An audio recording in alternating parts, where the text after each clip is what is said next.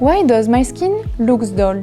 You feel rested after a good night, but your skin does not look like it. It lacks radiance, as if it is under a grey veil. You're not alone. Dull skin is pretty common and concerns every skin type.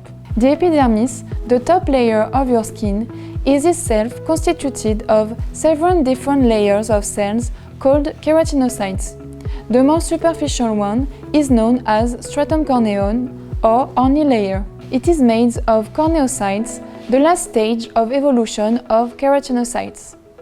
These dead skin cells are normally removed through the natural skin renewal process. Sometimes this natural desquamation is not as efficient as it should be. UV exposure, pollution, smoking, aging or genetic predisposition can impair it. The dead skin cells at the surface of the epidermis modify the reflection of light on the skin, making it look dull. Based on ecobiology, at NAOS, we believe that sometimes our skin needs a little help to restore or enhance its natural processes like skin renewal and desquamation. Every skin type, even the most sensitive, can benefit from it and regain its beautiful glow. Learn more at naos.com.